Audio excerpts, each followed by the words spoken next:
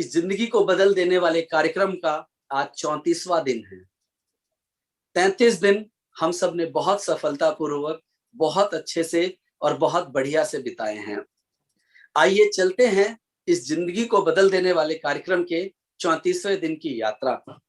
इससे पूर्व जो मेरे मित्र, मेरे दोस्त पहली बार इस चैनल पर आए हैं, सर्वप्रथम मैं कहूंगा आप इस चैनल को सब्सक्राइब करें और आप बेल आइकन जरूर दबाएं ताकि इस तरह की ट्रेनिंग या ऐसा और भी ज्ञान या हमारी कंपनी ग्लेज की जानकारी नोटिफिकेशन के माध्यम से आपके पास आती रहे। और ट्रेनिंग अच्छी लगे तो लाइक जरूर करें आप ट्रेनिंग को। इसके अलावा जो लोग आज पहली बार आए हैं, जैसा मैंने आपको कहा, हमने 33 दिन बहुत अच्छे से सफलतापूर्वक संपन्न किए हैं। आप इस चीज को हमारे पीछे के प्रोग्रामों में देख सकते हैं। पिछले 33 दिन के प्रोग्रामों में आपको बहुत अच्छे तरीके से माननीय सरबजीत सर ने बहुत खूबसूरत सवाल पूछे हैं, जिसका बहुत अच्छे तरीके से जवाब हमारे चेतन सर ने दिया है। रोमश्री मैम ने इस 33 दिन की यात्रा में मैनिफेस्टेशन को बहुत अच्छे से समझाते हुए रोज मैनिफेस्टेशन लिस्ट में ऐड करना बताया है। मैनिफेस्टेशन क्या है, इसको भी पीछे के कार्यक्रमों में बहुत अच्छे से बताया है उन्होंने। तो बहुत सुंदर, बहुत अच्छा ज्ञान है। जैसा कार्यक्रम का नाम दिया गया है, जिंदगी को बदल देने वाला कार्यक्रम है ये। तो आप जो लोग बाकी के सेशन नहीं देख पाए हैं या जो सेशन मिस हो गया आपका, सभी सेशन बहुत महत्वपूर्ण है। और जब आप सभी अटेंड करेंगे तो वाकई में आपके जीवन में एक बहुत सुंदर परिवर्तन आएगा। तो चलिए चलते हैं अपने 34वें दिन की यात्रा पर। इस यात्रा में हमारे साथ रोज अलग अलग जगह से हमारे कुछ मित्र और साथी जुड़ते हैं। आज भी हमारे पैनल पर हमारे मित्र हैं। आइए मैं आपको सबसे पहले उनसे इंट्रोड्यूस करता हूं। सबसे पहले हमारे दिल्ली से हैं दिवाकर शर्मा। दिवाकर शर्मा जी, स्वागत है आपका। नमस्कार जी। नमस्कार जी। वहीं दूसरी तरफ दिल्ली से ही हमारे साथ नवीन सिंह परिहर हैं। नवीन जी, स्वागत है आपका। नमस्कार सर, धन्यवाद सर। आज हम 34वें दिन पर हैं, लेकिन सिर्फ कल 33वें दिन पर बहुत सुंदर एक चर्चा हुई थी। मैं उसके बारे में बताता हूं। एक ऐसा प्रश्न, बहुत सुंदर प्रश्न था, जो लोग भी ध्यान करते हैं उनके मन का वो सवाल होता है कि जब वो ध्यान करते हैं तो उनका मन भटकने लगता है। तो इसका बहुत सुंदर, बहुत बढ़िया जवाब कल बहुत खूबसूरती से कल के सेशन में उस पर चर्चा हुई है। और उसी के अंदर आगे बहुत सुंदरता से बताया गया है। बड़े अच्छे अच्छे सवाल पूछे गए कि हाथी बड़ा की महावत, और बहुत सुंदर ऐसे उदाहरणों के साथ आगे बताया गया है। वहीं मेडिटेशन का सही समय और स्थान क्या होता है, एक अपनी तरफ से सर ने बताने का प्रयास किया, जो उनके पास ज्ञान था उसके आधार पर। बहुत सुंदर चर्चा है। अगर आप में से कोई कल का सेशन मिस कर गया है तो आप कल का सेशन जाके देख सकते हैं। इसी तरीके का, जैसे मैंने आपको संक्षिप्त विवरण कल के सेशन का दिया, उसी प्रकार से बाकी दिन के सेशन का भी है। तो आइए चलते हैं अपने इस 34वें दिन पर आगे की तरफ। और इस कार्यक्रम को आगे लेके चलने के लिए वो शख्स जिनके सोच से ये कार्यक्रम का आरंभ हुआ, वो हमारी कंपनी में हमारे डायरेक्टर हैं और साथ के साथ शुरू से हम सबके मार्गदर्शक और हमारी अपलाइन हैं। तो मैं कार्यक्रम को आगे ले चलने के लिए आमंत्रित करता हूँ माननीय सरबजीत सर को और साथ के साथ रोमश्री मैम को। स्वागत है सर आपका और रोमश्री मैम आपका।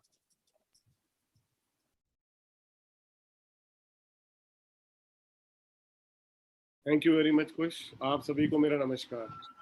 नमस्कार सर। रोमश्री जी, नवीन जी और दिवाकर शर्मा जी, आपका पैनल पे स्वागत है। उसके साथ साथ वह सभी साथी जो इस समय हम सबको YouTube पर देख रहे हैं, उन सबको भी मेरा प्यार भरा नमस्कार। जय भारत, जय गैलवे। जैसा कि कुश ने बताया कि आज हमारे इस कार्यक्रम का 34वां दिन है।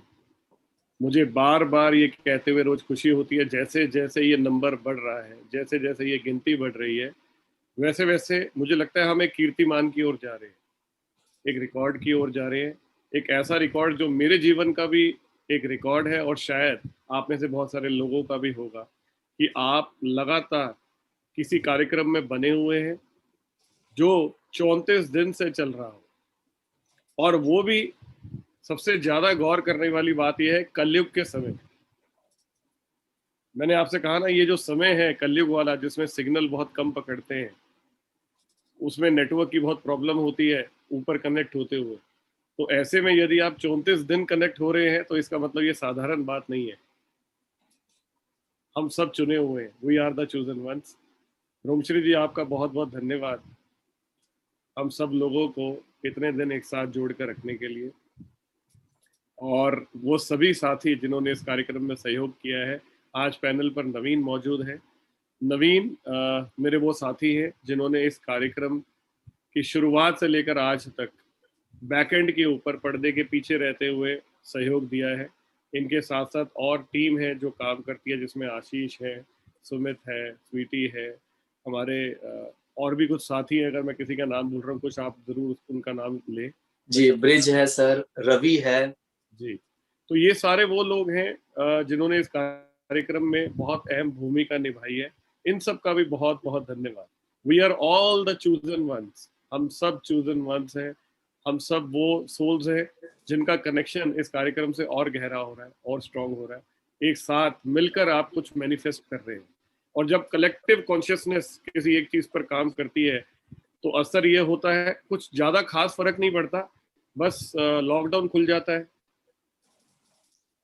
एयरपोर्ट पे भीड़ लग जाती है, ट्रेनें फिर नॉर्मल हो जाती है, मेट्रो चलने लग जाती है, कुछ खास नहीं होता, मार्केट्स खुल जाती हैं, पहले ऑड इवन से खुलती है फिर सारी खुल जाती है, रेस्टोरेंट ओपन हो जाते हैं, कुछ खास फर्क नहीं पड़ता, लोग घर पहुंच जाते हैं, बीमारी ठीक हो जाती है, थोड़ा बहुत कुछ खास फर्क नहीं पड़ता, बट ये सब चीजें, लोग खुश रहना शुरू हो जाते हैं, ऐवे ही मुस्कुराते हैं, कुछ खास फर्क नहीं पड़ता। बस ये थोड़ा बहुत फर्क मुझे लगता है कि हम लोगों ने महसूस किया है, और बस थोड़ा थोड़ा ऐसा ही फर्क जीवन में चलता रहे तो मुझे लगता है कि जीवन जो है, आप काटने से जीवन जीने की ओर चल पड़ेंगे। तो जीवन तो बना ही जीने के लिए है। The sole purpose of the life is to be happy. आपको जो जीवन का मुख्य उद्देश्य है वो है मुस्कुराते हुए अपने प्रारब्ध की ओर बढ़े। प्रारब्ध क्या है, ये बहुत अच्छे से चेतन जी ने पहले के कार्यक्रमों में एक्सप्लेन किया है। यानी कि जो होना है वो होना है, जब उसे कोई टाल ही नहीं सकता। किताब तो पहले से लिखी जा चुकी है, हम तो पढ़ रहे हैं। अगर किताब को पढ़ते हुए आप मुस्कुरा के पढ़ लें तो कैसा रहेगा, अगर दृष्टा के साथ पढ़ लें तो कैसा रहेगा। तो बस ये फर्क इस तरह के कार्यक्रम लोगों के जीवन में लेकर आते हैं। बहुत सारे मेल्स लोगों के थ्रू प्राप्त हुए हैं। लोग इतना अच्छा महसूस कर रहे हैं जब वो लिखते हैं, तो उनके भाव उनके लिखने में आप पढ़ पाते हैं। मुझे लगता है बहुत खूबसूरत है, बहुत ही अमेजिंग है। तो मैं आज का एक विचार आपके साथ शेयर कर रहा हूँ। इसमें लिखा हुआ है, जिंदगी को बेहतर बनाने के लिए मेरे साथ क्या हो रहा है सोचने के बजाय मैं क्या कर रहा हूं सोचना शुरू कर दीजिए। जिंदगी को बेहतर बनाने के लिए मेरे साथ क्या हो रहा है ये सोचने के बजाय मैं क्या कर रहा हूं ये सोचना शुरू कर दीजिए। यानी बात फिर वही है दोस्तों, कि अपने आप को प्रेजेंट में ले आए, अपने आप को वर्तमान में ले आए। मैं क्या कर रहा हूं और मैं क्या चाहता हूं। यदि आपके पास वो ताकत हो, यदि आपके पास वो शक्ति हो कि आप अपना भविष्य निर्माण कर सकते हैं, यदि आपके पास ये चुनाव हो कि अपने जीवन का सबसे बड़ा खजाना, हम जब खजाने की बात करते हैं तो हमें लगता है खजाना वो है जो तिजोरी में रखा हुआ है, खजाना वो है जो आपने पैसा, हीरे जवाहरात इकट्ठे किए हुए, जो प्रॉपर्टी आपने जोड़ी हुई है, वो तो आपका खजाना है ही। लेकिन आपका सबसे बड़ा खजाना है आपके विचार, आपके थॉट्स, क्योंकि उसी थॉट की वजह से आपका सारा खजाना बाकी का इकट्ठा होना है, बनना है। आपके उसी खजाने की वजह से आपकी लाइफ को शेप मिलनी है। तो यदि आपके पास जो सबसे मुख्य खजाना है आपके विचार, आपके थॉट्स, यदि आप उसके ऊपर काम करने लग जाएं, यदि आपको ये समझ में आए कि मुझे उस खजाने का किस प्रकार ध्यान रखना है, तो जीवन बहुत खूबसूरत हो जाए। इसी कार्यक्रम को आगे बढ़ाने के लिए अब मैं रिक्वेस्ट करता हूँ रोमश्री जी से कि वो आए और हम सब लोगों को आगे गाइड करें towards the theta meditation. Romashree ji, आपका बहुत बहुत स्वागत है। Thank you and over to you. Thank you Sarabjeet ji, और सबको मेरा प्रणाम। सरबजीत जी, चेतन जी, कुश, दिवाकर जी, नवीन जी और जितने भी लोग हमें इस वक्त देख रहे हैं, आप सब लोगों का बहुत बहुत आभार। बहुत सुंदर यात्रा है, और जैसे सरबजीत जी ने कहा और हमेशा कहते आए हैं कि we are the chosen ones, हम चुने हुए लोग हैं। तो आज सुबह मैं मेडिटेशन कर रही थी और मुझे एक विचार आया जो मुझे लगा मुझे शेयर करना चाहिए, और उसमें मैं धन्यवाद दे रही थी ईश्वर का, क्योंकि आज 34वां दिन हो गया, ऑलमोस्ट हमने कंप्लीट किया। एक संकल्प लेकर जब हम कुछ पूरा करते हैं तो आत्मबल बढ़ता है अंदर से कि हमने ये कंप्लीट किया। और मुझे ये विचार सुनाई दिया कि इससे दिनों में मत बांटो या दिनों में मत लिमिटेड करो। ये बहुत सुंदर यात्रा है, ये जीवन का सबसे खूबसूरत तोहफा है जो शायद हमने खुद रिवील कर लिया, और ये अनंत यात्रा है जिसे हमने शायद कभी खो दिया या कभी कभार हमें झलकियां मिली, और अब उसे पकड़ लिया है हमने पूरी तरीके से। तो इसे पकड़े रखें, और जैसे एक बहुत विशाल नौका का निर्माण हो रहा है, जैसे किसी विशाल आलोक स्तंभ या किसी एनर्जी वॉर्टेक्स का निर्माण हो रहा है, जिसमें जो भी स्टेप करेगा, जो भी कदम रखेगा, वो प्रकाश से भर जाएगा। तो इस यात्रा को ऐसे ही जारी रखे ईश्वर, और जितने भी लोग इस वक्त पैनल में हैं और इस यात्रा से जुड़े हुए हैं, देख रहे हैं, आप सब लोग इसका निर्माण कर रहे हैं। ये बहुत सुंदर यात्रा है। और एक किताब मैंने शुरुआती दिनों में बताई थी, किताबे मिर्दाद, तो उसमें से 2 लाइनें मैं आज आपके साथ शेयर करना चाहती हूँ। मुझे लगता है कि वो बहुत रेलिवेंट है उस थॉट के साथ। तो उस किताब में ये लिखा है, जो मिर्दाद है वो ये कह रहा है कि मनुष्य देखो कितनी बुरी तरह से अपने ही बनाए हुए जालों में उलझ गया है, और अब जालों से निकल आने का दिन निकट है। और देखो कितनी सदियों के दौरान मन और आत्मा की नसों से बुने गए हैं मनुष्य के जाले। उसी के विचारों से उसने खुद ही को जटिल बना दिया, जालों में फंसा दिया। अब मनुष्य को उसके जालों में से खींचकर निकालने का दिन निकट है, मगर उस जालों से निकालने के लिए उसके मांस तक को फाड़ना पड़ेगा, उसकी हड्डियों तक को कुचलना पड़ेगा। उसके मांस को फाड़ने और हड्डियों को कुचलने का काम मनुष्य स्वयं करेंगे। तो इसका जो मांस और हड्डियों का अर्थ बॉडी कॉन्शियसनेस है, जो चेतन जी ने बहुत डिटेल में बताया है पिछले एपिसोड्स में, कि हम अपने शरीर या अपने नाम से जुड़ी हुई चेतना के साथ ही चिपके रहते हैं, हमें लगता है बस उतना ही है, मगर अब उसको फाड़ने का अर्थ है कि उस भ्रम को तोड़ने का वक्त है। और जब वो भ्रम टूटेगा तो मनुष्य को पता लगेगा कि वही ईश्वर है और वो प्रकाश को उसको छूना है। तो मुझे लगता है जितने भी लोग इस कार्यक्रम से जुड़े हैं वो उस आत्मा की पुकार को सुनते हैं, या वो झलकियां उनको कभी कभार मिलती हैं कि अंदर से कोई पुकार रहा है बार बार। तो ये बहुत सुंदर यात्रा है। बहुत बहुत धन्यवाद सरबजीत जी, बहुत दिल से धन्यवाद है आपको। और वो दिन, वो पल मैं कभी शायद भूल नहीं पाऊंगी जब आपने कॉल किया था और कहा था कि ये कार्यक्रम शुरू करना है। बहुत दिल से आपका धन्यवाद है।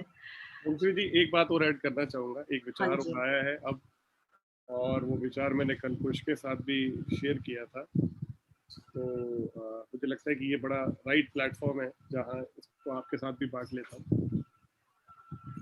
बहुत सारे लोगों की तरफ से भी रिक्वेस्ट आई है कि 40 दिन के बाद ये कार्यक्रम जो है किसी ना किसी रूप में चलता रहे, बढ़ता रहे, कंटिन्यू होता रहे। तो एक YouTube channel self empowerment programme का जो है उसके ऊपर हम इस कार्यक्रम को जारी रखेंगे, और थीटा के लिए एक समय के ऊपर लोग जुड़ा करेंगे।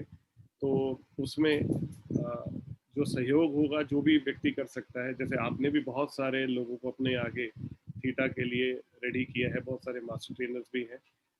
आपकी ऊर्जा का तो खैर कोई कंपैरिजन नहीं है, कोई मुकाबला नहीं कर सकता, लेकिन क्योंकि आपके पास भी बहुत सारा कमिटमेंट्स हैं, बहुत सारी चीज़ें हैं, तो आपकी अवेलेबिलिटी हो तो नथिंग लाइक दैट। बट मैं ये चाहूँगा कि हम इस मैराथन को और आगे बढ़ाएं, जब जब जैसे जैसे मौका लगे।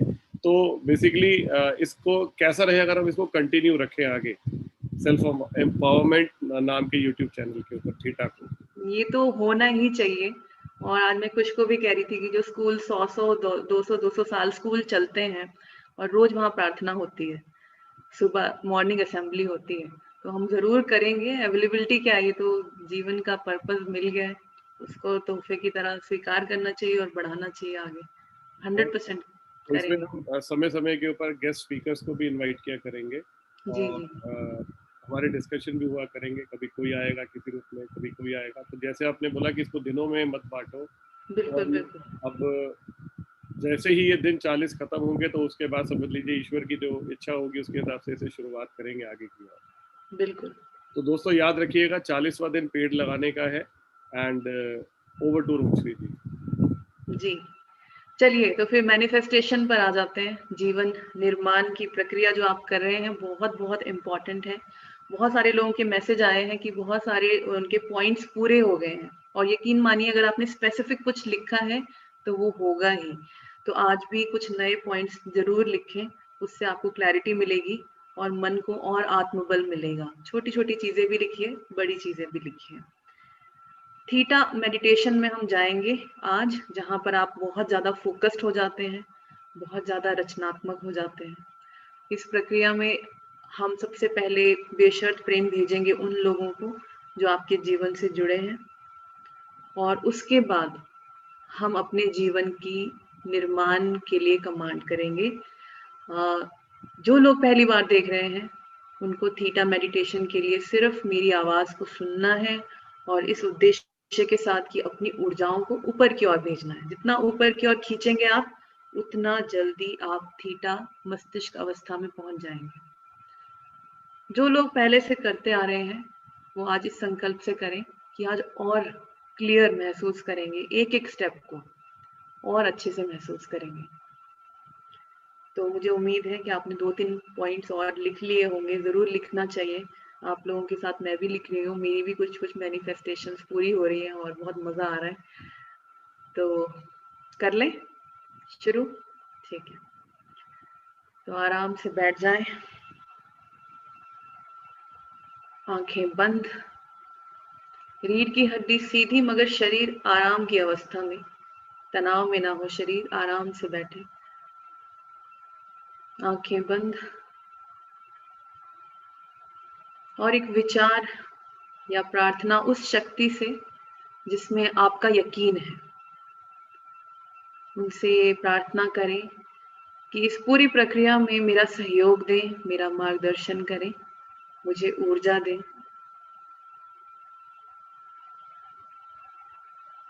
ताकि इस प्रक्रिया को मैं आज और भी अधिक स्पष्ट तरीके से कर पाऊं। अपनी ऊर्जाओं को अंदर की ओर बुला लें, जहां जहां आपका मन अटका है वहां से सुलझा कर मन को अंदर की ओर ले आए। थोड़ी देर के लिए अपने साथ हो जाएं, अपने मन को आदेश दें कि थोड़ी देर के लिए अपने साथ रहे। और 3 गहरी सांसें नाक से अंदर और मुंह से बाहर, सारी पॉजिटिव ऊर्जाएं अंदर और सारी नकारात्मक ऊर्जाएं बाहर, सारा प्रकाश अंदर और सारा अंधकार बाहर। इस ब्रह्मांड में उपलब्ध बेशर्त प्रेम अंदर, और वो सब कुछ जो बेशर्त प्रेम नहीं है आपके सिस्टम से बाहर। धीरे धीरे सामान्य सांसों की ओर लौट आए, नाक से ही अंदर और नाक से ही बाहर।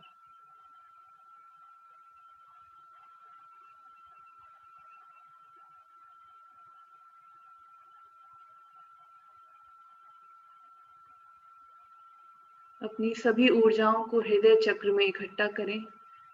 महसूस करें अपनी ऊर्जा को कि पूरी की पूरी ऊर्जा हृदय में है, शरीर के अंदर है, कुछ भी शरीर के बाहर नहीं है, शरीर के अंदर है संपूर्ण रूप से। और इन ऊर्जाओं को अपने पैरों में ले जाएं, पैरों के तलवों में महसूस करें इस शक्ति को, अपनी ही शक्ति को। और धरती में प्रवेश कर जाएं। धरती के अंदर जो कुछ भी है, मिट्टी, चट्टाने, पत्थर, जड़ें, पानी और बदलता हुआ तापमान, इन सबको महसूस करते हुए 10 फीट नीचे चले जाएं धरती माँ के अंदर, और उनके प्रेम को, धैर्य को और बुद्धिमत्ता को, पॉजिटिव एनर्जीज को इकट्ठा करें और अपने पैरों में ले आए।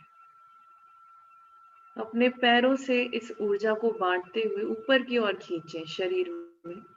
अपनी पूरी रीढ़ की हड्डी शरीर के सभी भागों से गुजरते हुए अपने गले के आधार पर पहुंचे और यहाँ से भी और ऊपर खींचें अपने माथे पर, और ऊपर खींचें अपने सिर के केंद्र बिंदु पर, और यहाँ से बाहर की ओर निकलें। सिर के कुछ इंच ऊपर प्रकाश की एक बड़ी सी बॉल में अपने आप को महसूस करें। थोड़ा रुककर इसके रंग को महसूस करें। जो भी रंग आपके मन में आए उसे स्वीकार करें, इस बॉल को दें और ऐसा माने कि आप इसके भीतर हैं। और ये बॉल आपको लेकर ऊपर की ओर उठती है, छत को पार कर जाएं, ऊपर की ओर भेजें अपने होश को, बिल्डिंग को पार करें और हर स्टेप को क्लियर महसूस करें। बादलों को पार करें और ऊपर चले जाएं, पृथ्वी के वातावरण को पार करते हुए और ऊपर, पृथ्वी के ऑरा को पार करते हुए खुद को महसूस करें अंतरिक्ष में, जहां अलग अलग विशाल ग्रह हैं, नक्षत्र हैं, कॉन्स्टिलेशंस हैं, आकाश गंगाएं हैं और बहुत सारे रंगों की रोशनियां हैं। इन सभी रंगों की रोशनियों को, layers and layers of lights को पार करें। दो रंगों की रोशनियों के बीच के गैप को पार करते हुए महसूस करें खुद को, और रंगों से गुजरें एक के बाद एक। सभी रोशनियों को पार करते हुए अपने आप को कहें और ऊपर, और ऊपर, और ऊपर उठ जाए, और ऊपर, और ऊपर चले जाए, पूरे अंतरिक्ष को पार करें, उसके अंतिम बिंदु तक पहुंच जाए और इसे भी पार कर जाए और ऊपर, और आप पहुंचते हैं सुनहरे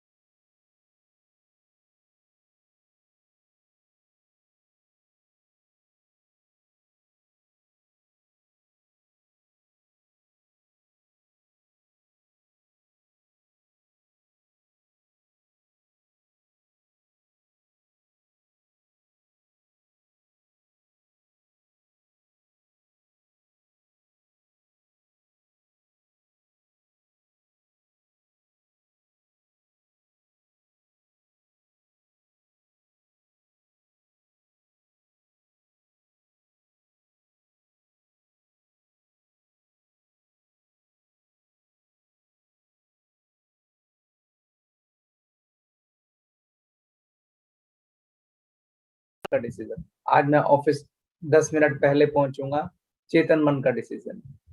तो आपको ये, हम अपने बहुत सारे काम जो हैं अपने कॉन्शियस माइंड से करते हैं, जिसे चेतन मन कहते हैं। लेकिन क्या कभी आपने ध्यान दिया कि बहुत सारे काम ऐसे हैं जो आपका अवचेतन मन करता है, यानी सबकॉन्शियस माइंड। जैसे आप सांस ले रहे हैं, उसके लिए आपको दिमाग लगाने की जरूरत नहीं, वो ऑटोमेटिकली चल रहा है। आपके शरीर के बहुत सारे हिस्से अपने आप ऑटोमेशन में स्वतः चल रहे हैं। जैसे आपका दिल का धड़कना, वो धड़क रहा है, उसे कोई धड़का नहीं रहा है ना। जैसे आपके धमनियों में खून का प्रवाह हो रहा है, आपकी वेन्स के अंदर जो है ब्लड जो है वो फ्लो कर रहा है।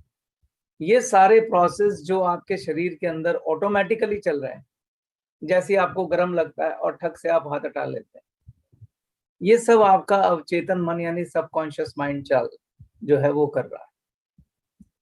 चेतन मन और अवचेतन मन यानी कॉन्शियस माइंड और सबकॉन्शियस माइंड में फर्क क्या होता है? जो कॉन्शियस माइंड है यानी जो चेतन मन है, वो उसके लिए आप अवेयरनेस में, जागृति में दिमाग लगाते हैं और आपको लगता है कि मैं पूरा जागृत होकर वो काम कर रहा हूं। लेकिन अवचेतन मन जो है वो आपका ऑटोमेशन पे काम करता है, अपने आप उसकी प्रोग्रामिंग हो जाती है। जैसे आप बहुत सारे कंप्यूटर सॉफ्टवेयर में बोलते हैं सर ये तो ऑटोमेटिकली होता है, ये दरवाजा अपने आप खुल जाता है, क्योंकि उसकी प्रोग्रामिंग की जाती है। ऐसे ही जो अवचेतन मन है उसकी भी प्रोग्रामिंग होती है। और वो प्रोग्रामिंग कैसे होती है, कैसे चीजें सबकॉन्शियस माइंड अपने कंट्रोल में ले लेता है, मैं उसको कुछ उदाहरणों के साथ आपको समझाता हूँ। अवचेतन मन की जो प्रोग्रामिंग है, सबकॉन्शियस माइंड की जो प्रोग्रामिंग है, वो एक लॉ पे चलती है जिसे हम बोलते हैं लॉ ऑफ रिपीटिशन, यानी कि आवृत्ति का नियम, बार बार दोहराने का नियम। अगर आप किसी कार्य को बार बार दोहराएंगे, बार बार दोहराएंगे, बार बार दोहराएंगे, शुरू में वो काम आप जागृत यानी कि चेतन मन से करेंगे, यानी कॉन्शियस माइंड से करेंगे। लेकिन बार बार जब आप कॉन्शियस माइंड से उस कार्य को दोहराते रहेंगे, दोहराते रहेंगे, दोहराते रहेंगे, तो धीरे धीरे वो कार्य जो है अवचेतन मन अपने कंट्रोल में ले लेगा और उसके बाद आपको दिमाग लगाने की जरूरत नहीं है, सबकॉन्शियस माइंड अपने आप करे। इसके आपके पास हजार उदाहरण है, लेकिन मैं एक दो उदाहरण से समझाने का प्रयास करता हूँ। जैसे आप में से कुछ लोग पूजा पाठ करते होंगे, सुबह उठे आपने एक पाठ करना शुरू किया, पहले दिन आप बड़े ध्यान से उस पाठ को पढ़ते हैं, दूसरे दिन पढ़ते हैं, तीसरे दिन पढ़ते हैं, चौथे दिन पढ़ते हैं, और जहां पे 20, 25, 30 दिन आप लगातार उस पाठ को पढ़ते हैं, दोहराते हैं, दोहराते हैं, दोहराते हैं, तो फिर उसका पाठ का जो कंट्रोल है वो अवचेतन मन ले लेता है। यानी आपका ध्यान भी नहीं होता पाठ पे, लेकिन मुंह बोल रहा होता है टक टक टक टक टक टक टक टक। ऐसा होता है कि नहीं होता है? ये अवचेतन मन है। जैसे मान लीजिए आपने साइकिल चलाना सीखा या स्कूटर चलाना सीखा या कार चलाना सीखा, तो शुरू में क्या होता है, आप चेतन मन से बड़े ध्यान से ये ब्रेक है, ये पैडल है या ये रेस है, उसको चलाना शुरू करते हैं। शुरू में चेतन मन से आप अपनी कार चलाते हैं, चेतन मन से आप अपनी गाड़ी चलाते हैं, चेतन मन से साइकिल चलाते हैं। लेकिन धीरे धीरे 2 दिन, 4 दिन, 10 दिन, 20 दिन, 25 दिन, 30 दिन, जैसे जैसे आप उसको दोहराते जाते हैं, तभी आप पाते हैं कि आपके अवचेतन मन ने यानी सबकॉन्शियस माइंड ने उसका कंट्रोल ले लिया और अब आपको गाड़ी या कार चलाते वक्त दिमाग नहीं लगाना पड़ रहा, अपने आप ब्रेक लगती है, अपने आप रेस होती है, जैसे कोई सामने आता है अपना पैर जो है वो ब्रेक पे चला जाता है। तो सबकॉन्शियस माइंड कोई भी चीज अगर आप लगातार रिपीट करते हैं, रिपीट करते हैं, रिपीट करते हैं, रिपीट करते हैं, तो उसका कंट्रोल ले लेते हैं, फिर वो चेतन मन के कंट्रोल में नहीं रहता। आप एक बार सोच के देखिए, हो सकता है आप में से कुछ लोग हों जिन्हें एक जगह जाने की आदत हो बार बार, जैसे रोज ऑफिस जाते हैं या रोज ऑफिस से घर आते हैं या रोज स्कूल जाते हैं। याद करिए जब घर बदलना पड़ा हो या ऑफिस बदलना पड़ा हो, क्योंकि आपका अवचेतन मन जो है लगातार आपको जो चेतन मन है आपका यानी कॉन्शियस माइंड से आप पहले शुरू में ऑफिस लगातार एक ही रास्ते से जाते रहे और बाद में अवचेतन मन ने उसका कंट्रोल ले लिया। तो जब ऑफिस चेंज हुआ, तो जब ऑफिस चेंज हुआ आपका, तो आपका सबकॉन्शियस माइंड चूंकि कंट्रोल उसके पास है, वो आपको अपने आप पुराने ऑफिस की तरफ ले जाएगा जब तक चेतन मन उसमें इंटरफेयर नहीं करेगा। ओह मैं कहाँ जा रहा हूँ, ऐसा होता है आप सबके साथ? तो ये आपके अवचेतन मन की स्थिति है। शुरुआत चेतन मन से होती है, लेकिन धीरे धीरे धीरे उसका कंट्रोल कौन ले लेता है? अवचेतन मन। अब आप कहेंगे सर इसमें क्या बात हो गई अगर ले लेता है? आपका अवचेतन मन यानी कि सबकॉन्शियस माइंड सबसे ताकतवर चीज है, सबसे ताकतवर। उसके अंदर अनंत संभावनाएं हैं। अभी तक मैंने आपको फिजिकल घटनाओं के बारे में बताया कि अगर आप उसे रिपीट करते हैं, फिजिकल घटनाएं मैंने आपको बताई कि अगर आप उसे बार बार बार बार बार बार रिपीट करते हैं तो सबकॉन्शियस माइंड उसको अपने आप चलाने लग जाता है। पर यह सेम सिद्धांत आपके विचारों पे भी लागू होता है।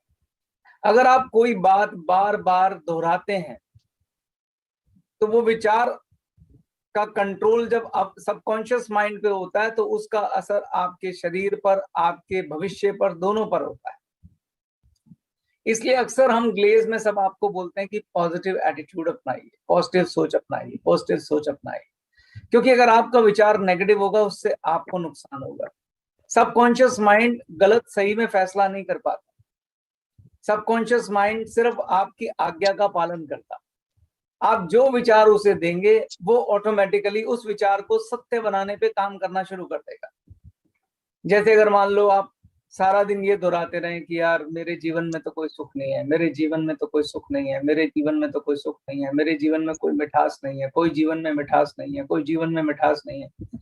अगर आप इसे सारा दिन, सारी 2-2, 3-3 दिन, 4-4 दिन, 10-10 दिन, 20-20 दिन, 30-30 दिन, 50 दिन बोलते रहेंगे तो इस विचार का ऑटोमेशन हो जाएगा। और जब इस विचार का ऑटोमेशन होगा तो ये विचार सबकॉन्शियस माइंड में चला जाएगा, तब चेतन मन के कंट्रोल में नहीं रहेगा, आपका उस पर कोई कंट्रोल नहीं रहेगा। अब सबकॉन्शियस माइंड को लगेगा कि मुझे इस विचार को सत्य बनाना है, तो वो आपके दो हिस्सों पे काम करता है, एक आपके फिजिकल जीवन पर और एक आपके इमोशनल जीवन पर। तो इमोशनली वो आपको दुखी करके रखेगा जिसका असर आपके शरीर पे आएगा, और फिजिकल जीवन में वो सारे तरीके आपके लिए क्रिएट कर देगा जिससे आपके जीवन में मिठास ना रहे। आपके जीवन में होने वाली हर घटना ऐसी होगी जो आपके इस, क्योंकि आपका सबकॉन्शियस माइंड कहता है तथास्तु, जो तू सोच रहा है वही होगा। अब जब मैंने आपको बोला कि जो आपका सबकॉन्शियस माइंड है वो दो जगह असर कर रहा है, आपकी फिजिकल लाइफ में भी और आपकी इमोशनल लाइफ में भी। जो इमोशनल लाइफ में वो उसका असर दिखाता है वो आपकी हेल्थ पे आता है। मैंने एक बहुत पहले लेक्चर लिया था हील योर लाइफ, उसका वीडियो आपको मिल जाएगा, जिसमें लुइस एल हे एक बहुत अच्छी ऑथर हुई हैं, उन्होंने एक किताब लिखी थी हील योर लाइफ, जिसमें उन्होंने बताया था कि कैसे आपके जो विचार जो सबकॉन्शियस माइंड में बैठ जाते हैं वो किसी ना किसी बीमारी का कारण बनते हैं। मैं यहां से कुछ एग्जाम्पल आपको दूंगा, आप जितने भी लोग इस कार्यक्रम को अटेंड कर रहे हैं आप उन एग्जाम्पल से रिलेट कर जाएंगे कि यस, ये वाला विचार जो है मेरी बीमारी को पैदा कर रहा है। जैसे जो लोगों के मन में ये भाव आता है कि मेरे जीवन में कोई मिठास नहीं है, मेरा जीवन बहुत ही बेकार है, बहुत निराशा भरा है, अक्सर उन्हें शुगर की बीमारी हो जाती है। तो शुगर की बीमारी सबकॉन्शियस माइंड के अंदर इस विचार के जाने की वजह से हुई। ऐसे में बहुत सारी बीमारियों की बात आपके साथ कर सकता हूं। मैं आपको कुछ विचार बताता हूं ताकि आपको मैं साबित कर सकूं कि ये बात कितनी सत्य है कि सबकॉन्शियस माइंड आपके इमोशनल माइंड पर कितना असर करता है और उसकी वजह से आपके शरीर पे कितनी बीमारियां आती, और वो ये पक्का करता है कि आपकी इच्छा पूरी हो। अब सवाल है कि आप इच्छा क्या कर रहे हैं? तो सबकॉन्शियस माइंड आपकी हर इच्छा पूरी करता है। इसलिए आपने कई बार ऐसी कोटेशन पढ़ी होंगी कि watch your thoughts. Watch your thoughts मतलब अपने विचारों पर नजर रखें, क्योंकि आपके विचार ही आपका जीवन बनाते हैं। तो मैं आपको कुछ एग्जाम्पल हील योर लाइफ किताब से देता हूं।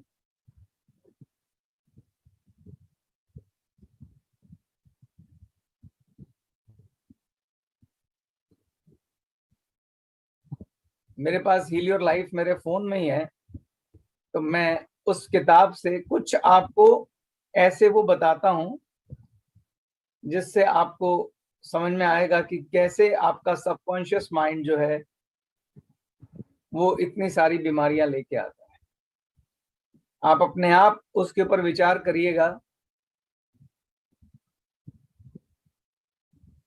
जैसे कि जिनके घुटनों में दर्द होता है, उसके लिए लुइस एल हे का कहना है कि जो लोग अपने जीवन में स्टिफ होते हैं, स्टिफ मतलब जो किसी दूसरे की बात नहीं सुनते, जिद्दी होते हैं और झुकते नहीं हैं, यानी कि फ्लेक्सिबल नहीं होते, ठीक, जो ये कह देते हैं आपको कि यार मैं सिर्फ अपनी सुनता हूं, मैं किसी और की नहीं सुनता हूं, ठीक। अब कई बार क्या होता है, जब हम आपको ये विचार की बात कर रहे हैं तो हम अपने ऊपर लागू नहीं कर पाते क्योंकि विचार नेगेटिव है। तो मैं आपको कहूंगा बजाय अपने ऊपर चेक करने के, आप अपने परिवार में, अपने दोस्तों में, अपने साथियों में देखिए कौन व्यक्ति है जिसके घुटनों में दर्द रहता है, और फिर उसका नजरिया देखिए जीवन के प्रति कैसा है। अगर वो नहीं झुकता है, वो दूसरे की बात नहीं सुनता है, उसको झुकना पसंद नहीं है, तो उसको हमेशा ऐसे वाले प्रॉब्लम हो जाएंगे। उसका सबकॉन्शियस माइंड इस चीज को उसके उस पे ले आएगा। जैसे मेरे पास ये किताब खुल गई है, मैं आपको इसमें से पढ़ के सुनाता हूँ। आपको शायद कुछ बीमारियों का, जैसे कुछ कॉमन बीमारी, कुछ थोड़ा आप बताओ, मैं इसमें से ढूंढ के बताता हूँ। जैसे एक ब्लड प्रेशर की बीमारी सबको होती है, तो जिनको बीपी का प्रॉब्लम है, बहुत सारे लोगों को बीपी का प्रॉब्लम होता है, मैं उसका इसमें पढ़ के बताता हूँ, आप चेक करिएगा। ब्लड प्रेशर की प्रॉब्लम उन लोगों को होती है जिनका लॉन्ग स्टैंडिंग इमोशनल प्रॉब्लम है और वो सॉल्व ही नहीं हुआ, ये हाई बीपी की प्रॉब्लम है। यानी कुछ लोग होते हैं जो अगर किसी शिकायत को अपने दिल में लेके लंबे समय तक बैठे रहते हैं, जिनकी आदत होती है वो भूलते ही नहीं है, माफी नहीं करते किसी को। तो लॉन्ग स्टैंडिंग इमोशनल प्रॉब्लम जिनकी होती है और वो सॉल्व भी नहीं होती, यानी वो उन लोगों से जाके बात भी नहीं करते। जैसे मान लो किसी को अपनी बहन से शिकायत है, अपने बच्चों से शिकायत है, और वो अंदर वो शिकायत पाल के बैठे हुए हैं और बहुत लंबे टाइम तक वो चले आ रही है, तो उनको बीपी, हाई बीपी का प्रॉब्लम हो जाता है। तो आप देखेंगे हाई बीपी प्रॉब्लम ज्यादातर एज के बढ़ने पे होती है, और यही वो टाइम होता है जब लोगों को इमोशनल प्रॉब्लम ज्यादा हो जाती है, क्योंकि उनके अपने बच्चों से, अपनी फैमिली से एक्सपेक्टेशन बहुत हाई होती है जो पूरी नहीं होती, एंड वो अपने आप से ये कहने लग जाते हैं। तो देखो अब ये कितनी रिलेटेड बात है। जिनकी इमोशनल प्रॉब्लम हो जाती है वही लोग बोलते हैं कि मेरे जीवन में अब कोई मिठास नहीं बची, अब मेरे जीवन में कुछ बचा नहीं। इसलिए ज्यादातर जिन्हें हाई बीपी का प्रॉब्लम होता है, थोड़े टाइम तक अगर वो बीपी परसिस्ट करता है तो उन्हें शुगर की प्रॉब्लम भी हो जाती है। और हमको लगता है, अक्सर डॉक्टर कहते हैं बीपी की संतान शुगर है। एक्चुअली एक विचार के संतान दूसरा विचार है, एक विचार के उपजने के बाद दूसरा विचार उसकी संतान उपज जाती है। तो ओवरऑल अगर आपका एटीट्यूड नेगेटिव है तो आप लगातार बहुत सारे नेगेटिव के, हर नेगेटिव विचार से एक और नेगेटिव विचार लेके आते हैं और फिर एक और नेगेटिव विचार लेके आते हैं, जिससे बहुत सारी बीमारियां बढ़ती जाती है। इसलिए कॉम्प्लिकेशन बढ़ती है। शुरुआत एक बीमारी से होती है, बंदे को फिर लगता है अब ये भी बीमारी हो गई, अब शुगर भी हो गया, अब ये भी हो गया, वो भी हो गया। एक्चुअली बीमारियों का मतलब ही है कि आपके विचारों में से नेगेटिव विचार मल्टीप्लाई हो रहे हैं और आप उन्हें बार बार बोल रहे हैं। और जब आप उन्हें बार बार बोलते हैं, और सबकॉन्शियस माइंड को तो कुछ आता ही नहीं, हो तो सिर्फ बोलता है तथास्तु तथास्तु तथास्तु तथास्तु। तो ये सबकॉन्शियस माइंड की ताकत है। और सबकॉन्शियस माइंड की कलाकारी आपको समझनी है कि वो दो स्तर पे काम करता है। एक आपकी बाहरी दुनिया में, एक आंतरिक दुनिया में। वो बाहरी दुनिया में ऐसा माहौल क्रिएट करेगा कि आपको वो विचार आए, नेगेटिव विचार, ताकि आपको शुगर की प्रॉब्लम हो। यानी आपके बाहर का एनवायरनमेंट ऐसा दुखी बनाएगा कि वो विचार आए, क्योंकि बाहर के एनवायरनमेंट से ही आपके आंतरिक विचार जन्म लेते हैं। तो इसलिए सबकॉन्शियस माइंड जो है आपका, अवचेतन मन, वो सबसे ज्यादा ताकतवर है।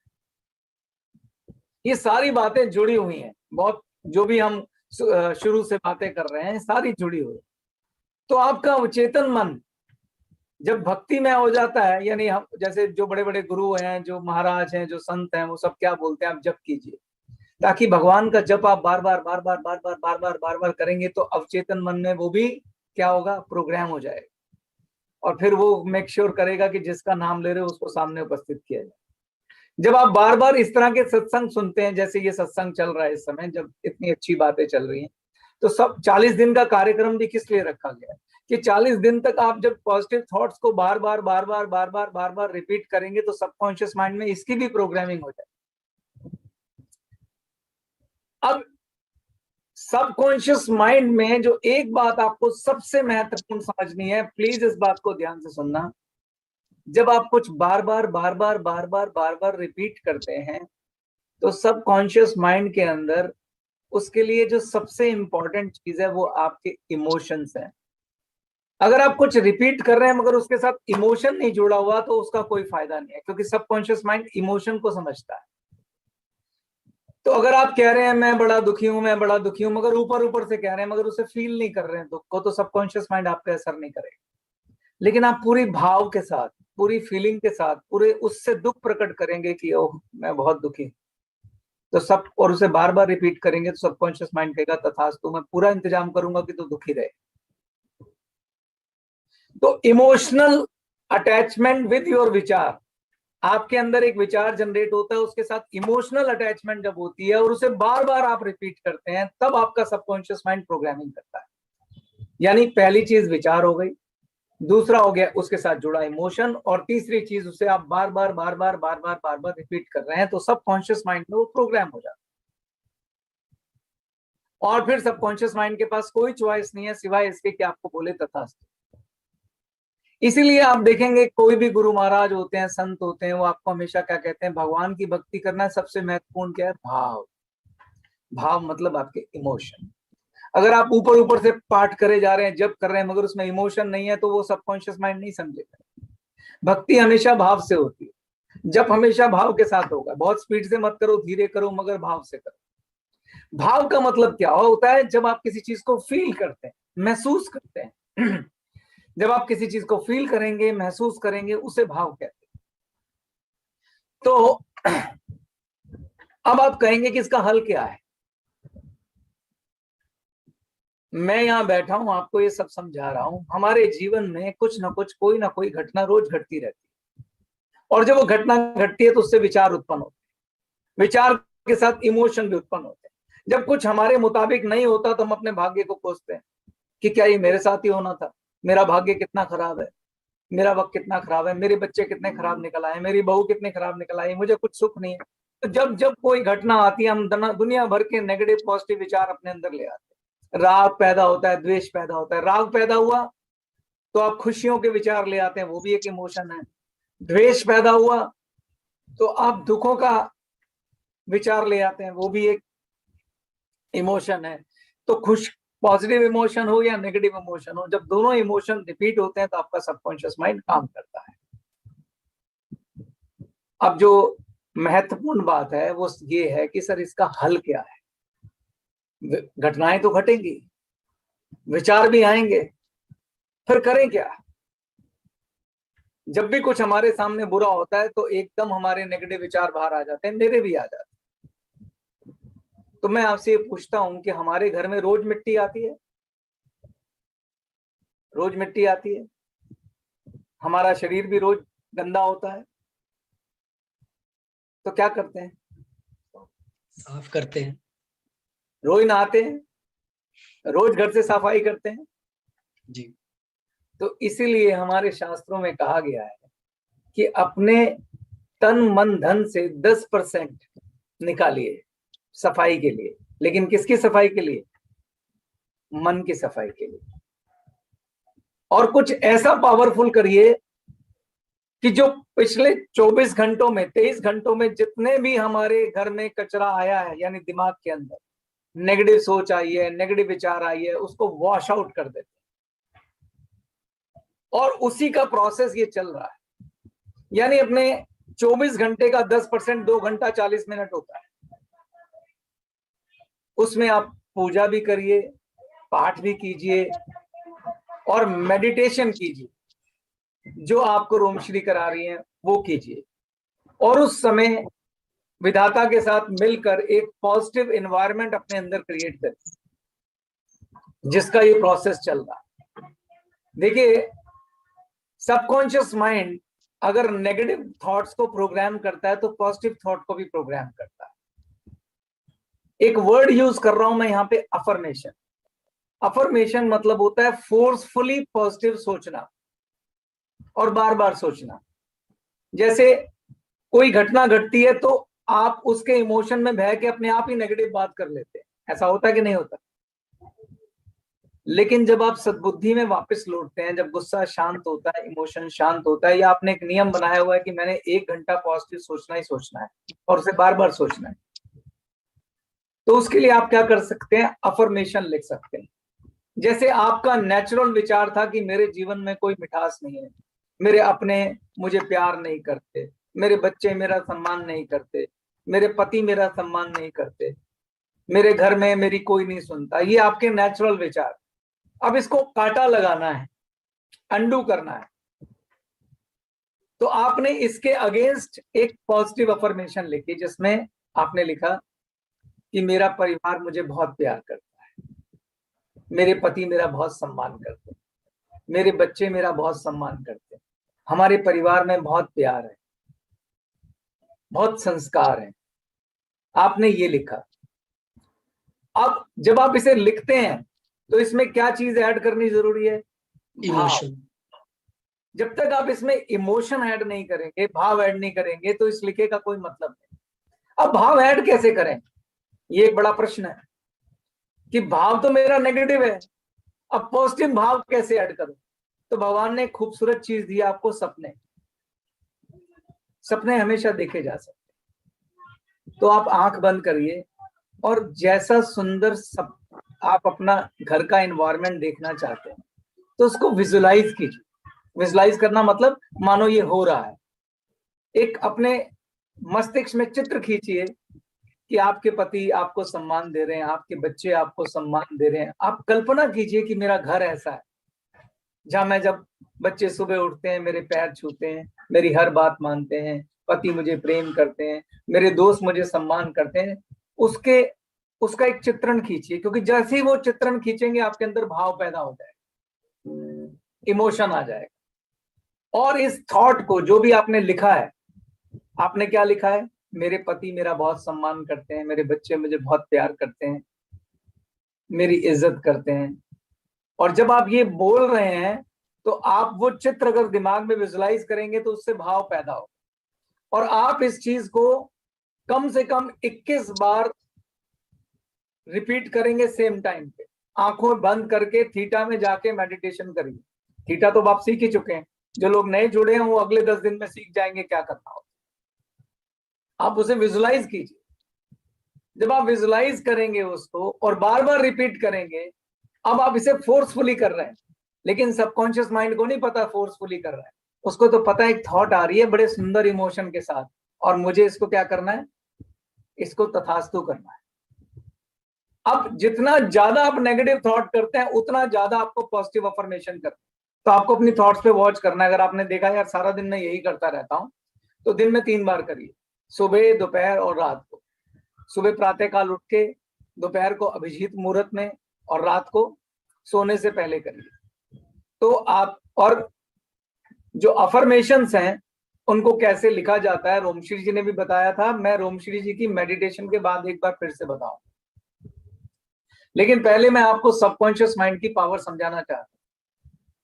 अगर आप वैसे ही खाली अफर्मेशन करते हैं बिना किसी मेडिटेशन के, तब भी ये काम करती है। लेकिन चूंकि उसमें अक्सर इमोशन का अभाव रह जाता है, लोग इमोशन नहीं करते या कोई ना कोई गलती कर देते हैं, तो वो 30 से 40% इफेक्टिव होती है। ये बात रोमश्री जी ने यहाँ बताई है और मुझे वो लॉजिकल लगती है। और अगर आप क्रिएटिव विजुअलाइजेशन के साथ करें, यानी उसको भाव के साथ उसको फील करते हुए, मानो ये हो रहा है, मानो ये हो रहा है। जैसे मैं एग्जांपल देता हूं, जैसे आप कोई सपना देखते हैं रात को, क्या आपको लगता है वो हकीकत नहीं है? जब आप उस सपने में जीते हैं तो आपको लगता है यही सच है। ठीक वैसे ही जैसे आप अपना कोई सपना देखते हैं और उसमें बिल्कुल आपको सच लगता है, आप क्रिएटिव विजुअलाइजेशन का मतलब होता है उसी चीज को आंखें बंद कर विजुअलाइज करना। सुंदर सा घर है, पति आते हैं, आपको प्यार करते हैं, सम्मान करते हैं, और बच्चे आपके सुबह पैर छूते हैं। उसको विजुअलाइज करना है, उसको करते हुए देखना है, और ये देखना है कि ये हो रहा है, होगा नहीं, हो रहा है। जब उस सपने को आप देखोगे तो आपका सबकॉन्शियस माइंड आपके उस थॉट को पढ़ेगा और रजिस्टर करेगा, और जब वो बार बार बार बार बार बार आप करेंगे तो सबकॉन्शियस माइंड उसकी प्रोग्रामिंग कर देगा और कहेगा तथास्तु, और वो मेक श्योर करेगा आपकी बाहर की दुनिया में ऐसा इन्वायरमेंट हो कि जो इमोशन आपने इस विजुअलाइजेशन के साथ जुड़े हैं वो पूरे हो। तो सबकॉन्शियस माइंड के लिए आपके इमोशन सबसे इंपॉर्टेंट है। आपके इमोशन के हिसाब से वो बाहर की दुनिया का निर्माण करता है, बाहर की घटनाओं का निर्माण करता है, आपके शरीर में लाने वाली बीमारियां तय करता है। तो लुइस एल हे का जो दावा है, उनका कहना है कि अगर हम अपने विचारों को सीधा करें तो हर बीमारी ठीक हो जाती है। अपने आप जिसका इलाज नहीं हो रहा था उसका कोई डॉक्टर निकल के आ जाता है और वो छोटे से इलाज से आपको ठीक कर देता है, क्योंकि सबकॉन्शियस माइंड बाहर की दुनिया में मेक श्योर करता है कि आपकी वो बीमारी ठीक हो जाए, क्योंकि आपने अपने उस विचार पैटर्न को अंडू कर दिया है। आप इस किताब का नाम लिखना चाहें तो लिख लीजिए लुइस एल हे। ये हिंदी इंग्लिश दोनों में बाजार में मिलती है, और इसमें अगर मैं यहाँ से दिखाऊं आपको, तो राइटर है चेतन सर। लुइस एल हे की जो किताब है वो लुइस एल हे राइटर है, और ये इस प्रकार से आप देखिए, आपको शायद मेरे फोन पे दिखाई देगा, आप अगर देख पा रहे हैं, इसमें 3 चीजें लिखी हुई हैं। बीमारी, उस बीमारी के लिए आपका कौन सा इमोशन या विचार जिम्मेदार है वो, प्लस उसके आगे उसने अपनी तरफ से अफर्मेशन भी लिखी है कि आपको उस विचार को उल्टा करने के लिए, यानी आपकी बीमारी को ठीक करने के लिए अफर्मेशन क्या करनी चाहिए, यानी कौन सी बात बार बार आपको बोलनी चाहिए और क्रिएटिव विजुअलाइजेशन के साथ बोलनी चाहिए। अगर आप ऐसा करेंगे तो वो बीमारी आपकी ठीक हो जाएगी। अगर लाइलाज बीमारी होगी तो भी उसका कोई ना कोई वैध डॉक्टर इलाज आपके सामने आके खड़ा हो जाएगा, क्योंकि सबकॉन्शियस माइंड इसको मेक श्योर करेगा कि आपकी थॉट को हकीकत में बदला जाए। तो मैंने आपसे बोला, अगर आप खाली अफर्मेशन करते हैं तो 30 से 40% इफेक्टिव है, लेकिन अगर आप उसमें क्रिएटिव विजुअलाइजेशन जोड़ देंगे तो 50 से 60% वो इफेक्टिव है। और अगर आप उसे मेडिटेशन के साथ थीटा हीलिंग में जाके 7th प्लेन पर ईश्वर तत्व के साथ मिलकर उस अफर्मेशन को क्रिएटिव विजुअलाइजेशन और इमोशन के साथ करेंगे तो वो 80 से 90% इफेक्टिव, जिसकी वजह से ये प्रोग्राम चल रहा है। तो थीटा हीलिंग का जो प्रोसेस है वो भी बहुत इंटरेस्टिंग है। आप सोचिए, जब आप नेगेटिव होते हैं तो पूरे दिल से और पूरी एकाग्रता से खुद को कोसते हैं, इतने फोकस होके कोसते हैं कि उससे ज्यादा कुछ फोकस हो नहीं सकता। सबकॉन्शियस माइंड में मन की एकाग्रता तीसरा पहलू है कि आप कितना फोकस होकर, कितने एकाग्र होकर किसी इमोशंस को जीते हैं। तो एकाग्रता मन की बहुत जरूरी है। जनरली क्या होता है, जब हम फोर्सफुली कोई विचार पैदा करते हैं तो मन की एकाग्रता नहीं रहती, क्योंकि फीलिंग नहीं है ना। बोल रहे होंगे मगर ध्यान कहीं और जा रहा होगा, जैसे आप पूजा पाठ कर रहे होते हैं, पाठ पढ़ रहे हैं मगर ध्यान कहीं और जा रहा है, क्योंकि मन की एकाग्रता नहीं। मन की एकाग्रता हो तो भगवान पालेंगे आप। तो फिर मन की एकाग्रता के लिए क्या क्या हल किया जाए कि हम विचार तो ला रहे हैं, क्रिएटिव विजुअलाइजेशन भी ला रहे हैं, पर मन इधर उधर भाग रहा है, उसका क्या करें? वो क्रिएटिव विजुअलाइजेशन लाना ही नहीं दे रहा है। तो रोम श्री जी थीटा हीलिंग में एक प्रोसेस शुरू करती हैं पूरा। पहले आपके मन को एकाग्र करती हैं और ऊर्जाओं के माध्यम से एक पूरी जर्नी लेके चलती, जिस जर्नी में मन उस जर्नी के साथ जुड़ जाता है। और जब वो जर्नी क्रिएटर के पास पहुंचती है तब तक आपका मन एकाग्र हो जाता है, और वहां जाके जो भी आप मैनिफेस्टेशन करते हैं, जो कल्पना करते हैं, जो क्रिएटिव विजुअलाइजेशन करते हैं, और जहां पे वो जो अफर्मेशन करते हैं वो बहुत इफेक्टिव होती है। तो आप इस जर्नी को ध्यान से समझिए, सुनिए, और अपने सबकॉन्शियस माइंड को भी और अपने क्रिएटर को भी आपस में जोड़कर अपना जीवन खूबसूरत बनाएं। यही मेरी आशा है। धन्यवाद।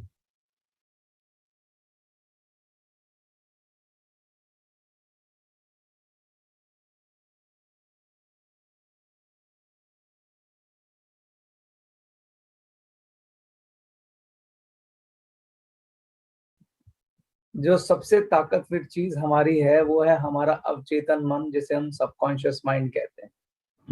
हमारे दो तरह के माइंड होते हैं, एक होता है कॉन्शियस माइंड, एक